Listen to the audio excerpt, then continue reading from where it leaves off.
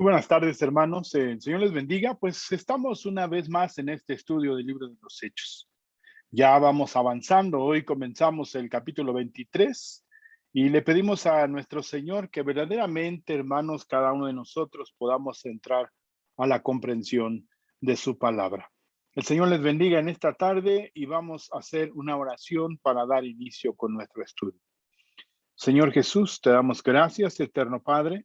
Te pedimos en ese amor, Señor, que tú bendigas a cada uno de mis hermanos y que nos ayudes, Señor, a encontrar la claridad y el entendimiento en tu palabra, Señor, para que este estudio sea de edificación, Señor, a nuestras vidas. Te damos gracias, Dios, te bendecimos y te pedimos, Señor, que seas tú con nosotros en esta tarde, en el nombre de Cristo Jesús. Amén, Dios. Amén. Amén. Pues vamos a continuar, hermanos, con este estudio que lo comenzamos ya hace tiempo y le pedimos al Señor que podamos terminarlo en este año que ya va dando inicio. Estamos en el mes de febrero del año 2022 y le pedimos al Señor que podamos completar este estudio del libro de los Hechos, creyendo que puede ser, hermanos, de gran bendición y de edificación para nuestras vidas. Bien, vamos a comenzar en esta tarde y vamos, como siempre, a compartir nuestra pantalla para que vayamos siguiendo el texto bíblico y juntos vayamos accediendo a la información. Bien, aquí estamos. Como siempre, del lado izquierdo tenemos la versión 1960 y del lado derecho la versión de las Américas. La semana pasada estuvimos estudiando hasta el versículo 29, donde encontramos a donde el tribuno, Claudio Lisías, toma a Pablo, lo quieren interrogar para saber cuál es el motivo por el cual los judíos se, se enojan, se perturban ante las declaraciones de Pablo, porque estas declaraciones generan un enojo, una ira en aquellos hombres. Entonces, quiere interrogarlo, pero es ahí donde surge la conversación, donde Pablo manifiesta que es un ciudadano romano, entra en esta plática con el tribuno, haciéndole saber o preguntando cuál es la situación de por qué dice que es ciudadano romano, y él le afirma y le confirma que es un ciudadano romano. Sí, también tuvo temor por haberlo atado. Y de ahí se desprende el versículo 30 al día siguiente. Todo el capítulo 22, 21, 22, hermanos, es todo un día. Y este capítulo 23, bueno, al final del 22, versículo 30, es al siguiente día. Entonces, todo el capítulo 23, hermanos, 22, 23 son aproximadamente dos días.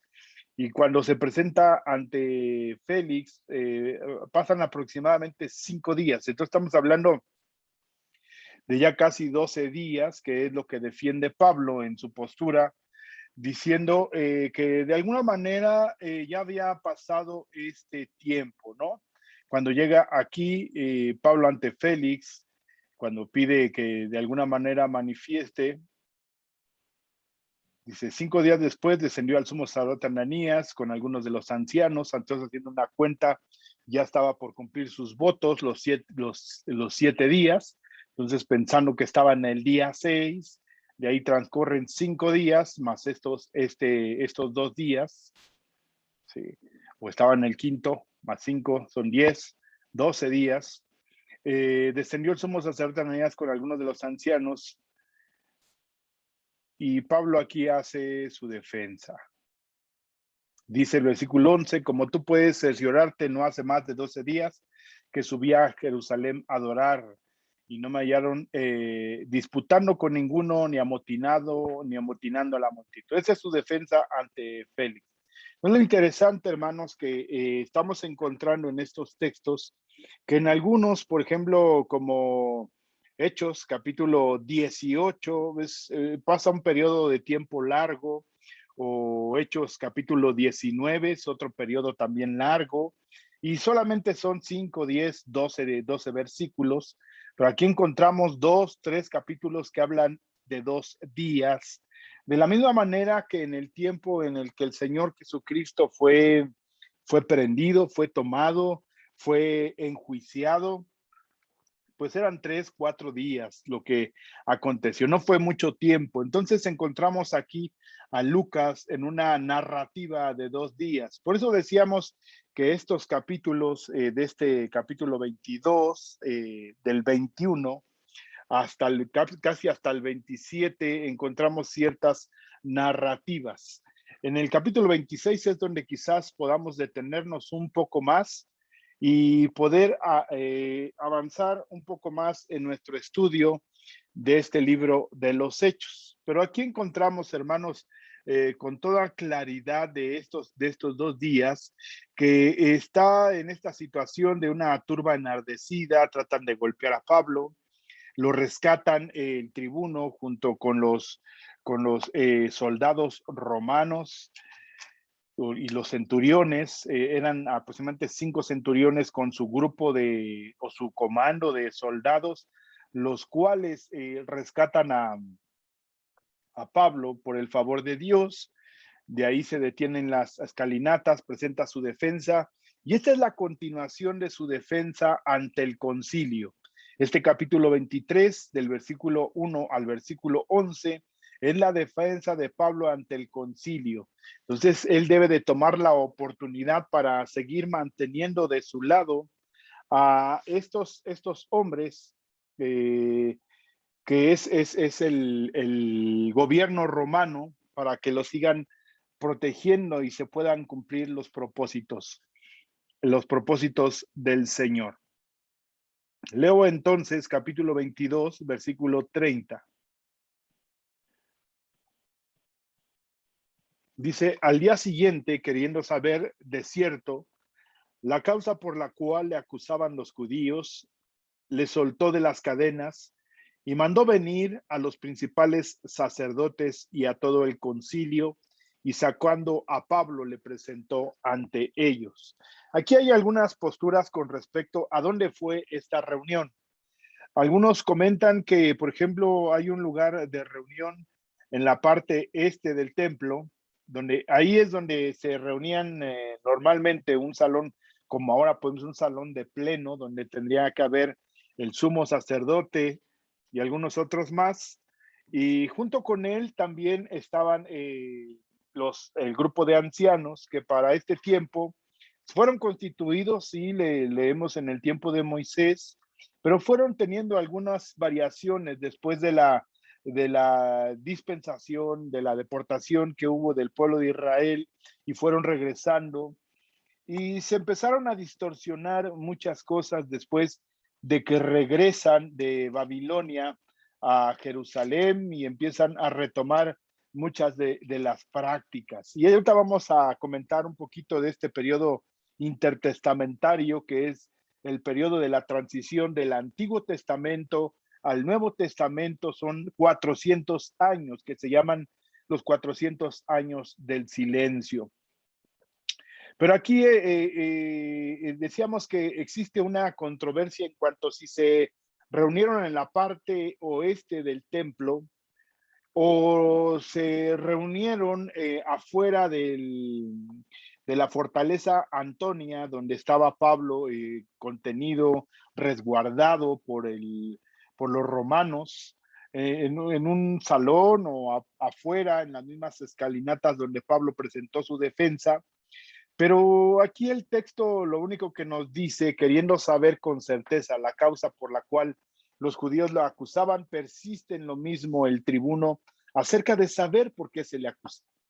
Y si encontraba de alguna manera que esto perturbaba la paz que le había sido conferida, entonces sí podía de alguna manera enjuiciarlo y darle un castigo.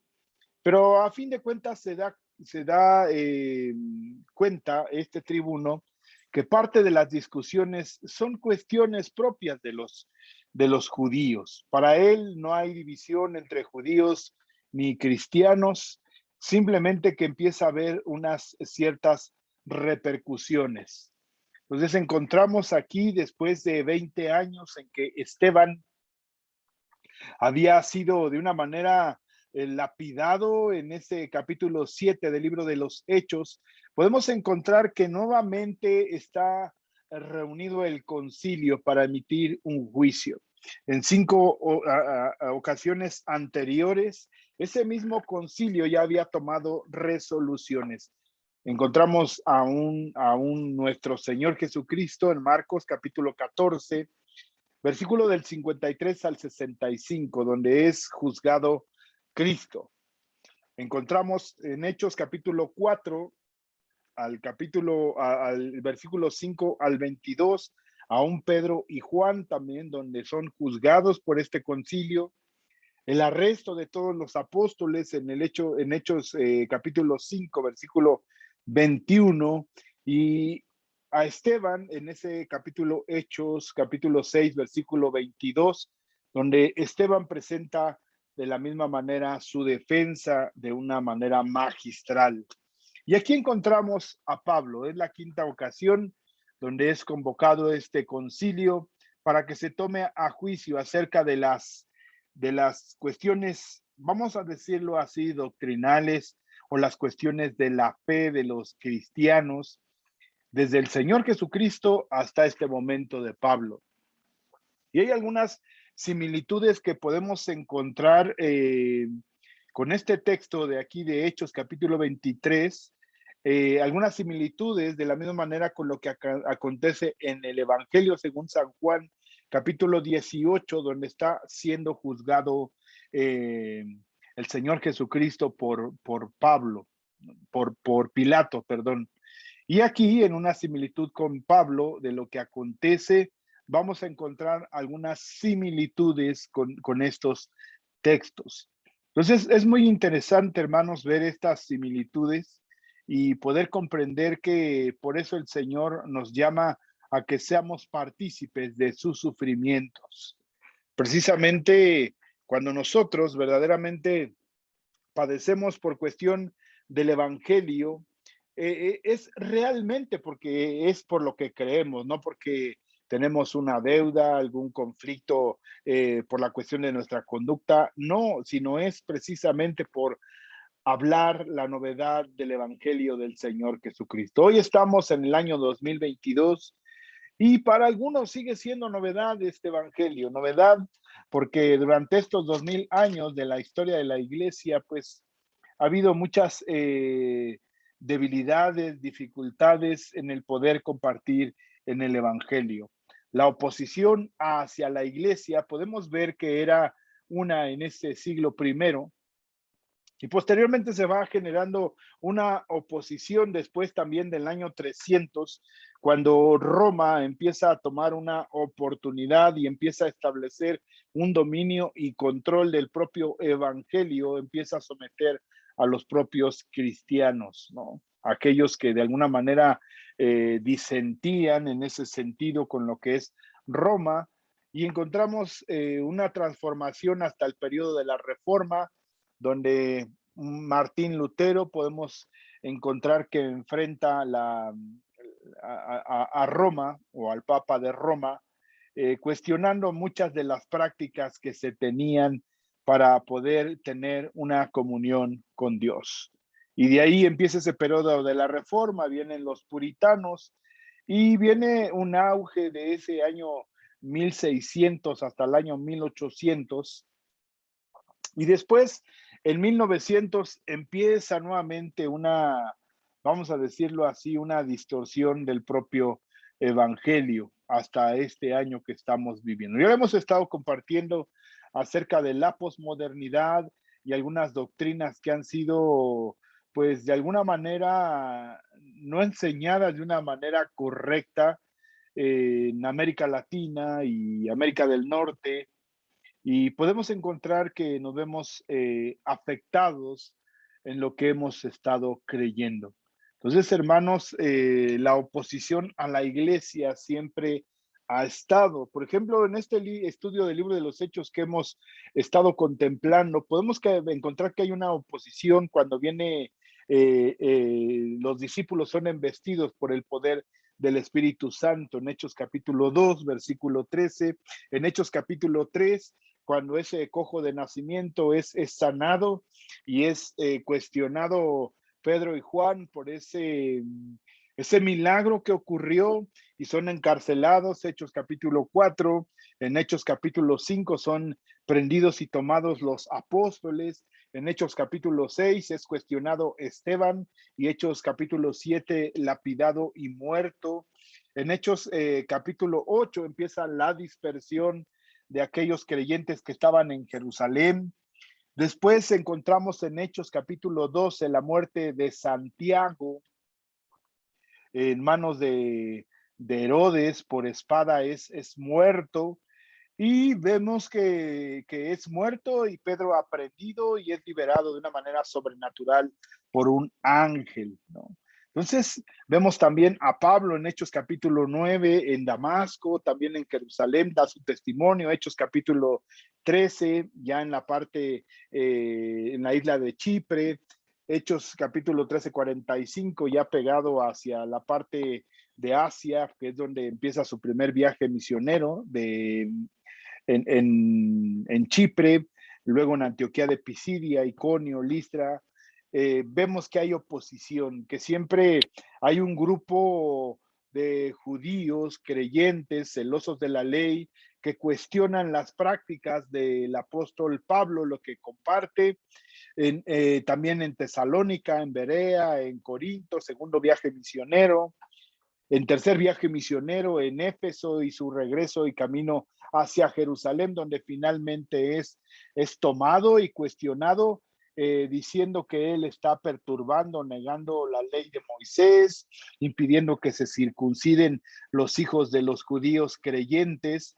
Ya decíamos en ese capítulo 20, es judíos creyentes y gentiles creyentes. Hay una diferencia en la cual se marca una directriz en cuanto a lo que están creyendo. Entonces, siempre hay una persecución hacia la iglesia, inclusive se le consideraba una secta a la iglesia cristiana ya después de 20, 30 años, pero persevera, hermanos, porque es el evangelio que está surgiendo, que está manifestándose en medio de los creyentes. Dice, pues, entonces al día siguiente, queriendo saber de cierto la causa por la cual le acusaban los judíos, le soltó de las cadenas y mandó venir a los principales sacerdotes y a todo el concilio, y sacando a Pablo le presentó ante ellos. Por eso creemos que es en esa escalinata donde un día anterior había presentado su defensa o la defensa del evangelio. Aquí vemos que es una continuidad dando sus argumentos en cuanto a lo que él está o de qué estaba siendo acusado y estaba siendo llevado de una manera injusta a un juicio sin tomar en cuenta la razón que él va a empezar a exponer. Al día siguiente, entonces, vemos que es llamado el concilio. Ese concilio principalmente consiste en 70 ancianos, si es que realmente se consistía en esto que se hablaba en Números capítulo 11, donde había 70 ancianos más uno, que era el sumo sacerdote, el cual presidía ese grupo de ancianos. Y decíamos que ese hasta el periodo intertestamentario, después de la deportación, que es la reconstrucción del templo con Esdras, Nehemías, viene un tiempo de abandono, son nuevamente invadidos, se profana el templo, y de ahí surgen los macabeos que traen una defensa de las cosas santas, de aquello que es santo delante de Dios. Y surgen dos grupos importantes en ese periodo intertestamentario, que son los saduceos y los fariseos, que aquí es necesario mencionarlo porque en el capítulo 23 vamos a ver que son mencionados en el versículo 6. Entonces Pablo, notando que una parte era de saduceos y otra de fariseos, eran los que estaban componiendo ese concilio de ancianos. Eran, no sé si Pablo los distinguió por la manera de vestir, que puede ser porque de alguna manera los saduceos era gente pudiente, que tenían cierta relación con el templo, cierta relación con el sacerdocio. Y los fariseos eran hombres que observaban, estudiosos de la ley, conocedores, y que de alguna manera se les consideraba como intérpretes de la ley o de la Torá. Los saduceos, de alguna manera, su manera de comprender se contemplaban como hombres que seguían la estricta ley, ¿no? Los fariseos seguían la ley oral, que surgió precisamente con los grandes maestros en ese periodo intertestamentario. Formulan una ley oral que se llama la Mishnah, que surge después del exilio y que viene a ser un suplemento o un complemento de la Torá, que son una serie de comentarios rabínicos acerca de lo que es la ley sagrada. Y esta interpretación o estos comentarios contienen muchas leyes tradicionales, ceremoniales, y son comentarios, algunos comentarios como se llaman la Gemara, que de alguna manera tienen su importancia, su trascendencia, porque se toman como un orden en una tradición oral y se va trasladando de generación en generación. A diferencia de los saduceos, que ellos rechazaban la ley lo oral e insistían en una adhesión más rígida a la Torá. O sea, así como el día de hoy encontramos, podemos hablar de la interpretación histórico, literal, gramatical, y también podemos encontrar la interpretación alegórica o algunas veces se vuelve subjetiva, ¿no? Entonces, podemos ver que en ese periodo surgían ya ciertas distinciones y es algo que aprovecha Pablo para generar un conflicto entre ellos mismos. Pablo era conocedor de estas tradiciones porque él decía que era fariseo de fariseos. Aquí fariseo dice, varones hermanos, yo soy fariseo, hijo de fariseo. Ya no da todo lo que había comentado un día antes y considerado el octavo día.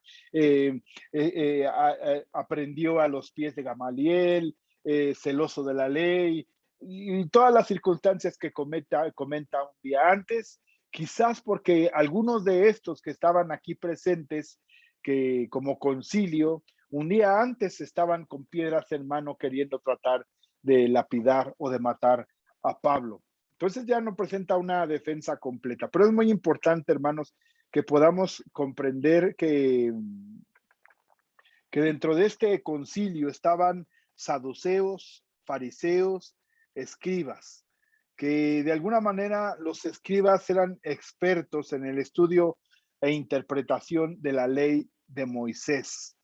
Eran parte de este Sanedrín y tenían una gran importancia. En algún momento se consideran como que eran abogados, maestros de la ley, escribían registros, contratos, cartas, relatos, algunos contratos legales. Esto era parte de lo que hacían los escribas. En el tiempo, por ejemplo, de Esdras era un escriba, encontramos que gozaban de muy buen testimonio y al menos son algo que podemos encontrar desde el Antiguo Testamento o algo que persevera. El grupo de los fariseos y saduceos, vamos a decirlo así, son grupos nuevos. Los saduceos, de alguna manera, cuando viene la destrucción del templo en el año 70 con Tito, prácticamente este grupo de saduceos desaparece. Desaparece porque ellos tenían un gran apego al templo y al sacerdocio, y al no haber templo, dejó de existir o dejó de presentarse o de manifestarse ese sacerdocio. Por ejemplo, encontramos, hermanos, en el Nuevo Testamento que los que más son criticados son los fariseos y los escribas. De los saduceos poco se habla, Y se comenta que quizás es porque no eran gente muy vista. O sea, ellos mismos se encontraban separados, ¿sí? Inclusive saduceos significaba los justos o sadiquim, que viene de saduceos, sadiquim, los justos, ¿no? Ahí algunos mencionan que venían del linaje de Sadoc, que era la parte sacerdotal del templo desde el libro de los reyes y que se guardaron en esa pureza. Pero su intención siempre era la cuestión monetaria, la cuestión del dinero. Y de alguna manera, pues no se rozaban mucho con el pueblo, ni con la gente, ni digámoslo así, con el populacho. Los fariseos y de alguna manera los saduceos eran los que podían acceder a las cuestiones sacerdotales de la misma manera que los escribas. Los fariseos no, ellos sí eran más vistos, inclusive el Señor Jesucristo en toda la exposición que hace en Mateo capítulo 23, hace una evidencia, vamos a leerlo aquí, capítulo 23, versículo 5. Dice, antes, dice, miren por qué son vistos, ¿no? Porque atan cargas pesadas y difíciles de llevar y las ponen sobre los hombros de los hombres, pero ellos ni con un dedo quieren moverlas. Antes hacen todas sus obras para ser vistos por los hombres, pues ensanchan sus filactelias y extienden los flecos de sus mantos, llaman los primeros asientos en las cenas, eran los más vistos, y las primeras sillas en las sinagogas y las salutaciones en las plazas, y que los hombres los llamen maestro o rabí, rabí, pero vosotros no queráis que os llamen rabí, porque uno es vuestro maestro, el Cristo, y todos vosotros sois hermanos, ¿no? José de Arimatea era uno de estos hombres considerados de parte de este grupo de ancianos, ¿no? En el tiempo de Jesús, ¿no? Nicodemo, José de Arimatea, que eran gente que tenían temor de que se les viera. Entonces eran, de alguna manera, en la parte del tiempo, no se le quería que se le relacionaran con Jesús. Dice también en el versículo 13, mas hay de vosotros escribas y fariseos, son los que se mencionan. Los saduceos son mencionados únicamente dos veces en los evangelios. Y ahorita vamos a ver algunas citas. Porque cerráis el reino de los cielos delante de los hombres, pues ni entráis vosotros ni dejáis entrar a los que están entrando. Hay de vosotros, escribas y fariseos hipócritas, porque devoráis las casas de las viudas y como pretexto hacéis largas oraciones, por esto recibiréis mayor condenación. Hay de vosotros, escribas y fariseos hipócritas, porque recorréis mar, tierra, para hacer un prosélito, y una vez hecho le hacéis dos veces más hijo del infierno que vosotros. Versículo 23, que es uno de los textos. Hay de vosotros, escribas y fariseos, hipócritas, porque diezmáis la menta y el eneldo y el comino, y dejáis lo más importante de la ley, la justicia, la misericordia y la fe. Esto era necesario hacer sin dejar de hacer aquello, guías ciegos que coláis el mosquito y tragáis el camello. Esto es, por ejemplo, decíamos en cuanto a los fariseos, pero encontramos el texto 3:7, primeramente por Juan el Bautista, ¿no? Al ver que muchos de los fariseos y de los saduceos venían a su bautismo, les decía, generación de víboras, ¿quién os enseñó a huir de la ira venidera? Haced pues frutos dignos de arrepentimiento y no penséis decir dentro de vosotros mismos, Abraham tenemos por padre, porque yo os digo que Dios puede levantar hijos a Abraham aún de estas piedras.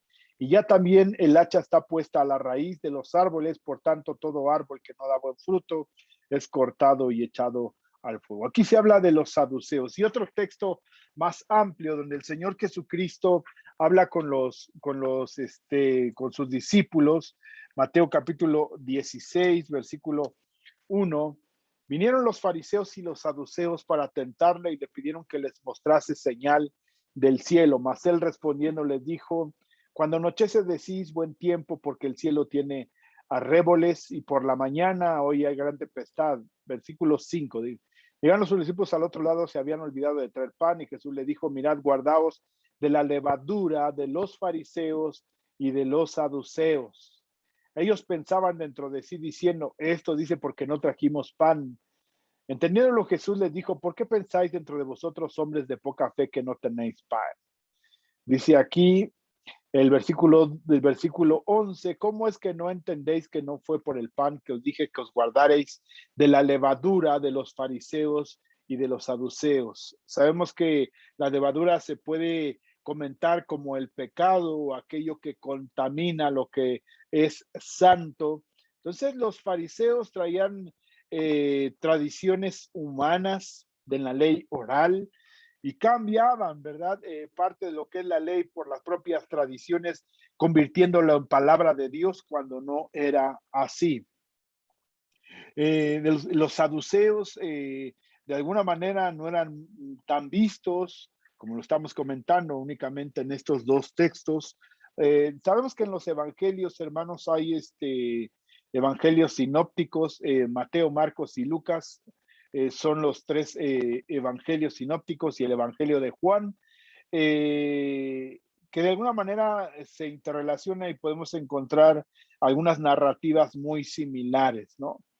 Entonces, por eso se les llama evangelios sinópticos: Mateo, Marcos y Lucas. Juan es el que narra algunos eventos que no están citados en los otros tres evangelios. Pero encontramos, hermanos, que de alguna manera muchas de estas similitudes. Por eso comentaba que únicamente son mencionados dos veces los saduceos, también los escribas no son mencionados en tantas ocasiones, ¿no? Entonces, habla de aquello que contamina, ¿no?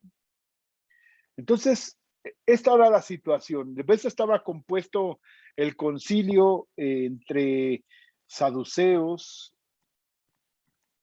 capítulo 23. Estaba compuesto de fariseos, saduceos, escribas, el sumo sacerdote. Entonces era un grupo nutrido. Ya decíamos, bien en lo que presentan, es un conflicto doctrinal, no es una cuestión de desorden, no. Dice entonces Pablo, mirando fijamente al concilio. Bueno, otra cosa importante que lo cita aquí mismo Lucas, en este capítulo 23, es que los saduceos no creen en la resurrección. Entonces encontramos, hermanos, que al no creer en la resurrección, encontramos qué es lo que aprovecha Pablo para generar una disensión entre ellos. Los fariseos sí creían en la resurrección, los fariseos sí creían en los espíritus, los fariseos sí creían en los ángeles, y vemos que de alguna manera toman en ese momento una defensa en Pablo, porque coinciden en los argumentos, o uno de los argumentos que usa Pablo para confrontarlos a ellos. No entran en un orden, no se contienen, no mantienen la unidad dentro de ese concilio, y hay una gran diferencia entre lo que está aconteciendo en ese momento.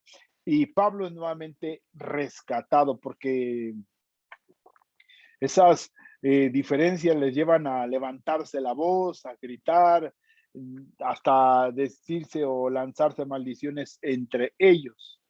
Entonces, esta reunión que estaba llevándose a cabo, eh, dice Pablo, entonces Pablo, mirando fijamente al concilio.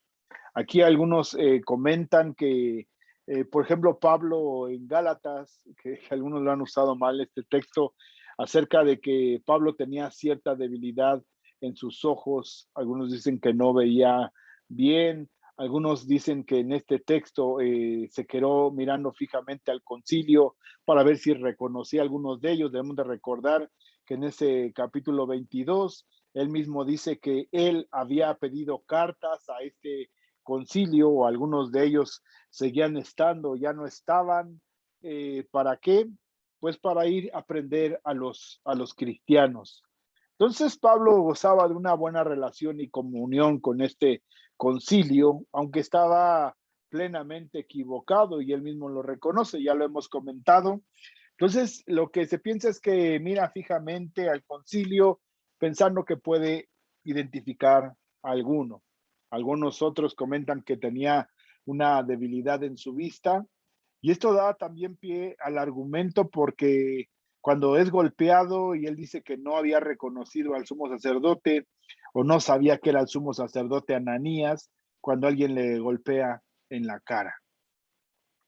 Dice, entonces Pablo, mirando fijamente al concilio, dijo, varones, hermanos, yo con toda buena conciencia he vivido delante de Dios hasta el día de hoy.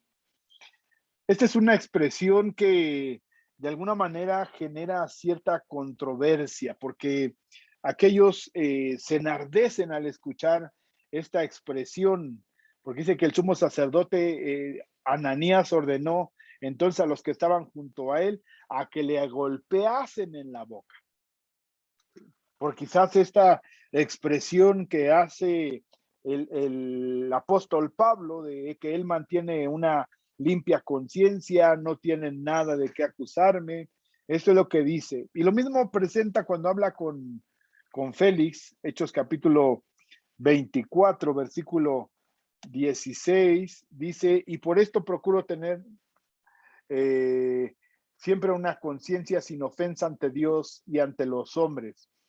Versículo 15, teniendo esperanza en Dios, el cual ellos también abrigan de que han de haber resurrección de los muertos. Desde el punto de aquí empieza a mantenerse en lo mismo, así de justos como de injustos, y por esto procuro tener siempre una conciencia sin ofensa ante Dios y ante los hombres. ¿Por qué? Porque él sabe de quién es Dios. La idea vaga que tenía del Señor cuando tiene ese encuentro y el Señor se muestra y sabe que está haciendo las cosas de una manera equivocada, persiguiendo a los cristianos, matándolos, golpeándolos, torturándolos. Él lo dice en la primera carta a Timoteo, en el capítulo 1, que él mismo se considera un hombre blasfemo. ¿A causa de qué? De su ignorancia, ¿sí?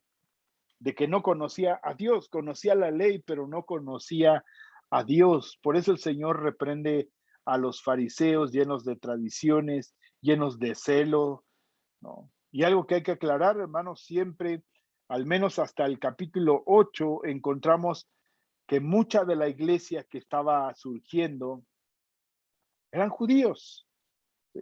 Eran judíos. Lo hemos estado haciendo una aseveración a partir de ese capítulo 8. Pedro llega a Samaria y después Bernabé y Pablo llegan a Antioquía y de alguna manera ahí empieza el desarrollo del evangelio hacia los gentiles, ¿no? Entonces, Pedro en el capítulo 10 y 11 de los Hechos le hablan a aquel soldado romano llamado Cornelio y él y su familia son embestidos por el poder del Espíritu Santo. Inclusive es una referencia que es citada en el concilio de Jerusalén en Hechos capítulo 15.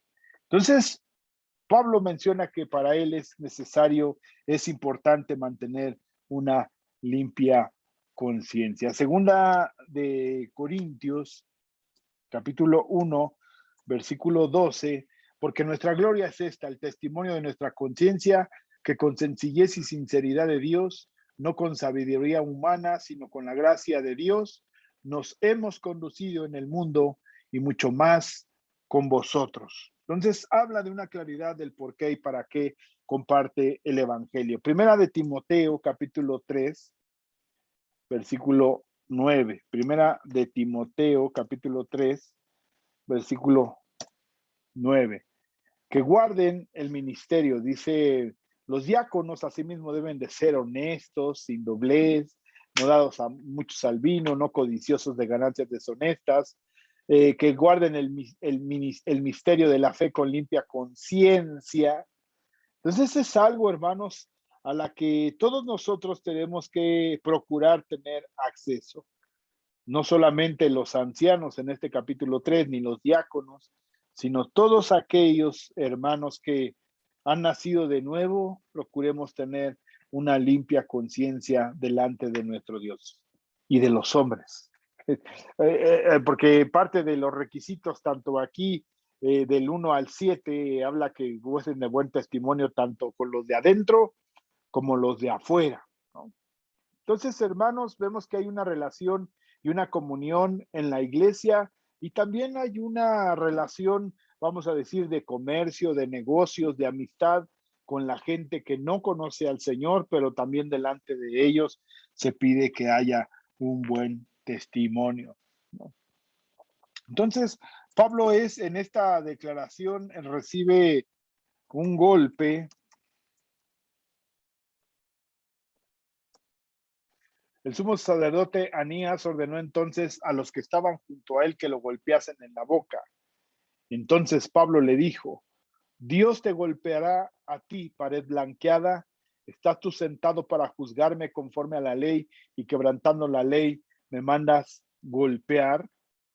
Aquí vemos una declaración de la misma manera que hace el Señor Jesucristo en Mateo capítulo 23. Hay de vosotros, escribas y fariseos, hipócritas, porque sois semejantes a sepulcros blanqueados, que por fuera lucen hermosos, ¿no? Lucas 11:44, hay de vosotros porque sois como sepulcros que no se ven, porque los que andan los hombres sin saberlo, andan sobre ellos. Pero hay una cita que encontramos en Ezequiel, capítulo 13, donde Dios a través del profeta ya hace mención de esas paredes blanqueadas. Es como si un muro de tu casa se está por el salitre, se está descomponiendo el cemento, el tabique, ya se hace un hoyo muy grande, que es muy común, hermanos, aquí en la Ciudad de México, los muros llenos de salitre, porque fue construida en un lago y que de alguna manera hay mucha humedad y salitre que descomponen los muros. Mire lo que dice: si por cuanto engañaron a mi pueblo diciendo paz, no habiendo paz, y uno edifica la pared, y he aquí que los otros la recubrían con lodo suelto, y de los recubridores con lodo suelto, que caerá, vendrá la lluvia torrencial. Mire cómo dice aquí en la versión, leo aquí la versión América, porque aquí viene, ¿verdad? Recubren con cal, cuando no hay paz y cuando alguien edifica un muro, de aquí ellos lo recubren con cal. La cal, al remojarla, tú lo has visto, que es así como se pintan las bardas de blanco para poner letreros alusivos, ya sea a partidos políticos o anuncios. Lo que hacen es cal y la untan y se pone blanca, ¿no? Entonces simplemente es un recubrimiento que no le trae bien a la pared. Uno edifica la pared y aquí los otros la recubrían con lodo suelto, acá dice con cal. Tipo es a los que recubren con cal, que caerá, vendrá una lluvia torrencial, y caeréis y vosotras piedras de granizo, y se desencadenará un viento huracanado. De la misma manera de aquel que construye la casa sobre la roca, o el que construye sobre la arena, viene el torrencial, y aquella que estaba construida sobre la arena no permanece, no permanece. De esto está hablando pues Pablo al decirle pared blanqueada. Algunos relacionan en la expresión del Señor, de sepulcros blanqueados, por fuera bonitos, pero por dentro tienen huesos, podredumbre, muerte, ¿no? Entonces, aquí encontramos que de la misma manera que se cita en Mateo capítulo 23, ¿no? Decíamos que había cierta referencia a lo que se menciona en los evangelios, Juan capítulo 18. Y el sumo sacerdote preguntó a Jesús acerca de sus discípulos y de su doctrina. Jesús le respondió: yo públicamente he hablado al mundo, siempre he enseñado en la sinagoga y en el templo donde se reúnen todos los judíos, y nada he hablado en lo oculto. ¿Por qué me preguntas a mí? Pregunta a los que han oído que le haya yo hablado. He aquí ellos saben lo que yo he dicho. Cuando Jesús hubo dicho esto, uno de los alguaciles que estaba allí le dio una bofetada diciendo: ¿así respondes al sumo sacerdote? De la misma manera que le dicen a Pablo: blasfemas, ofendes, lastimas al sumo sacerdote. Aquí lo está diciendo también. Así respondes al sumo sacerdote. Jesús le respondió, si he hablado mal, testifica en qué está el mal. Y si bien, ¿por qué me golpeas? Anás entonces le envió atado a Caifás, el sumo sacerdote. Y aquí vemos una similitud con el hecho que estamos encontrando. Hechos, capítulo 23, versículo 4. Los que estaban presentes le dijeron al sumo sacerdote de Dios injurias. Pablo dijo, no sabía, hermanos, que era el sumo sacerdote, pues escrito está, no maldecirás a un príncipe de tu pueblo. Y esa es la cita que está ahí en Éxodo capítulo 22, 28. No maldecirás a Dios, ni maldecirás al príncipe de tu pueblo. ¿No?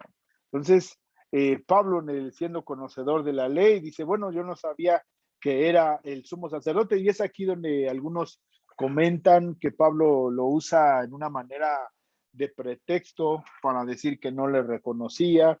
Algunos más dicen porque había comentado que tenía una limpia conciencia, no podía mentir, que no distinguía o no veía bien. Por eso dice que los propios Gálatas en el capítulo 3 estaban dispuestos a darle sus ojos.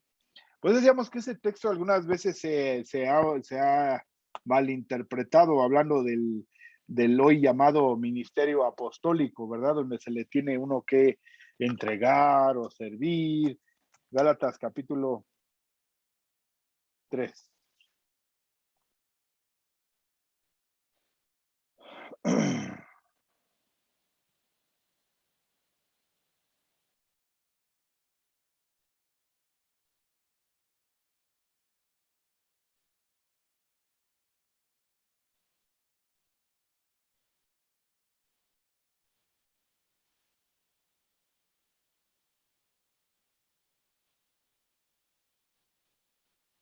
Dice aquí es 4. Os ruego, hermanos, que os hagáis como yo, porque yo también me hice como vosotros. Ningún agravio me habéis hecho, pues vosotros sabéis que a causa de una enfermedad del cuerpo os anuncié el evangelio al principio y no me despreciasteis. Aquí es donde se ha mal utilizado este texto, ¿no? Ni desechasteis por la prueba que tenía en mi cuerpo, antes bien me recibisteis. Aquí dice, ¿verdad? Como un ángel de Dios, como a Cristo Jesús. Por eso ahorita se ha desbordado la exaltación a los hombres que se dicen ser o se llaman apóstoles, que se les debe dar una atención como ángeles de Dios, como a Cristo Jesús. Algunos mismos dicen que son la misma voz del Señor y cuestiones blasfemas como esas, ¿no? Pero el texto nos habla de que Pablo gozaba o tenía cierta enfermedad, no gozaba, sino tenía cierta enfermedad. Algunos dicen que a causa de la malaria se vio afectado de sus ojos. Porque dice, ¿dónde pues está la satisfacción que experimentáis? Porque doy testimonio de que si hubieran podido, os hubieran sacado vuestros propios ojos para dármelos. Entonces hablan de una debilidad de vista. Algunos dicen que este era el aguijón que tenía. No hay una claridad, ni tampoco por eso vamos a hacer una alegoría, ni vamos a pretender que el texto nos diga más, ni la propia historia nos dice, ni nos abunda más si tenía Pablo un padecimiento en sus ojos. Pues es que se dice aquí que él comenta que no sabía, hermanos, que era el sumo sacerdote, pues escrito está, no maldecirás a un príncipe de tu pueblo. Entonces Pablo, aquí es la jugada magistral de Pablo, ¿verdad? Donde dice que él nota que había saduceos y otra parte era de fariseos, alzó la voz en el concilio. Entonces, como que alzó la voz para que lo escucharan todos, ¿no? Ya aquel que lo estaba, o el que lo iba a empezar a interrogar, sabía que si ellos tomaban la palabra al 100% podían convencer, porque debemos de recordar que lo acompaña a este tribuno en ese juicio junto con el concilio, y él está atento para poder de alguna manera resolver el por qué Pablo lo agredían de tal manera o de qué lo acusaban. Estaba tratando de entender. Y ahora más de su lado, sabiendo que era un ciudadano romano, entonces no lo podía dejar a expensas de ellos. Entonces Pablo como que se anticipa a ese movimiento, y vamos a entenderlo, hermanos, porque leíamos en Hechos capítulo 20 que Pablo no tenía en problema de dar su vida, ¿no?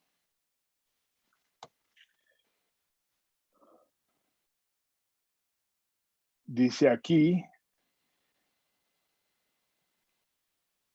pero de ninguna cosa hago caso, ni estimo preciosa mi vida para mí mismo, con tal de que acabe mi carrera con gozo y el ministerio que recibí del Señor Jesús para dar testimonio del evangelio de la gracia de Dios. Aquí se encuentra en un momento diferente, ¿no? Dice que él pues no estima su vida como preciosa con tal de predicar el evangelio, pero aquí no había oportunidad de predicar el evangelio.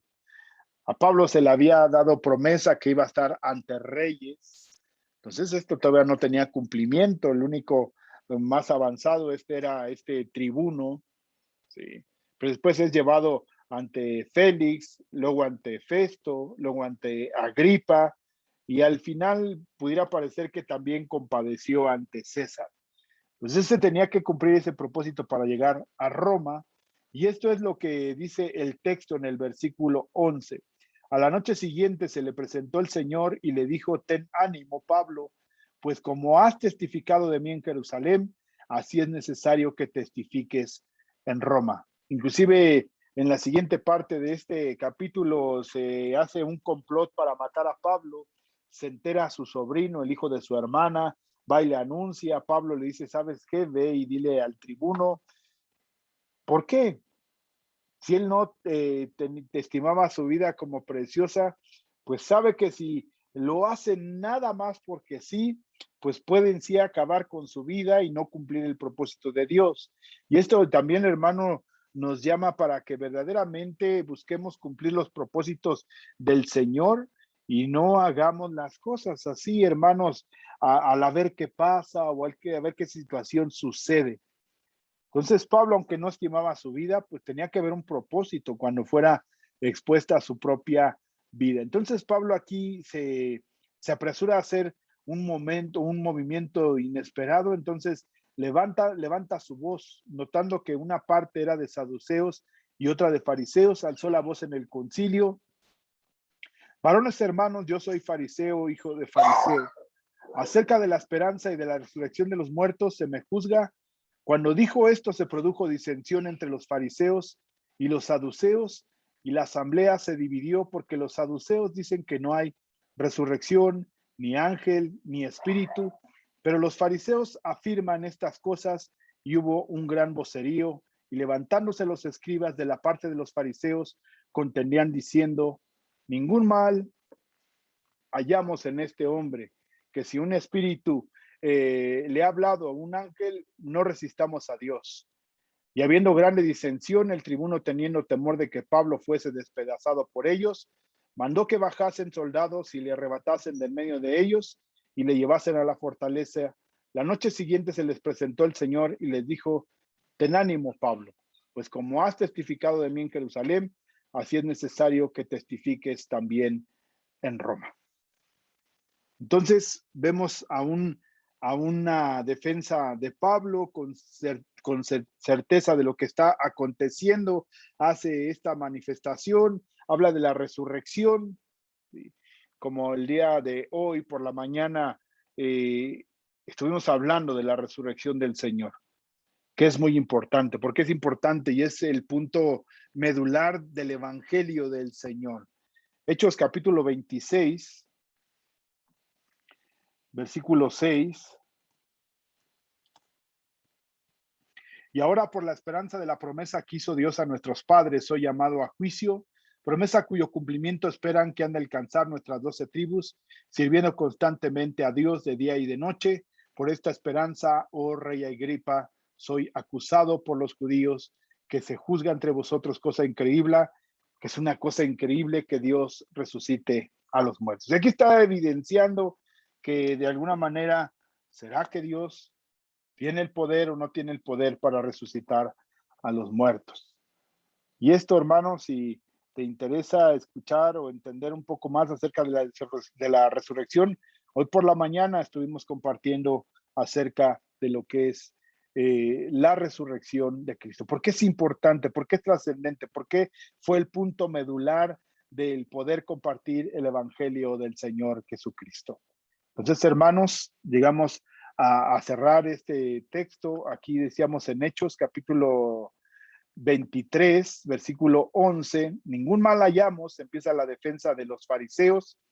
Creemos que la mayor cantidad de judíos que se adherían o aceptaban la salvación a través de Cristo Jesús eran fariseos, porque lo que se hablaba desde el inicio, por ejemplo, podemos hablar de Hechos capítulo 13, Hechos capítulo 17, Hechos capítulo 16, Hechos capítulo 4, Hechos capítulo 5, el punto de referencia siempre es la resurrección de Cristo, y ese es el evangelio que se habla, ese es el evangelio que se traslada, ese es el evangelio que se comparte, y es de lo que se está anunciando el evangelio del Señor Jesucristo en la resurrección con poder, mostrando que Él es el Hijo de Dios.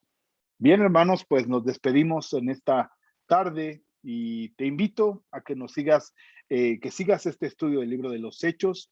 El día miércoles tenemos nuestro estudio doctrinal. El día domingo estamos compartiendo en la mañana a las 9 de la mañana. Y esto es todo, hermanos, con el fin de que crezcamos en el conocimiento de nuestro Señor Jesucristo y nos acerquemos plenamente al Evangelio de nuestro Señor. Pues Dios te bendice, nos despedimos en esta tarde y le pedimos al Señor que sea con cada uno de ustedes. Hagamos una oración para darle gracias al Señor. Señor Jesús, te damos gracias, Dios, en esta tarde. Bendecimos tu nombre, Señor. Y aunque creemos, Señor, que aún las situaciones serán difíciles, Padre, en este viaje hacia esta eternidad que hemos encontrado en ti, esa es la seguridad, Dios, que tú nos has dado de llegar a un buen puerto, Señor, porque así tú lo has prometido. Habrá dificultades, habrá conflictos, pero en ti, Señor, seremos fortalecidos. Te damos gracias, Señor, y bendecimos tu santo nombre. En el nombre de Cristo Jesús. Amén, Dios. Y amén. Pues nos despedimos, hermanos. El Señor les bendiga y sea con cada uno de ustedes. Y nos escuchamos el próximo domingo en punto de las 4:30 de la tarde. Bendiciones a todos.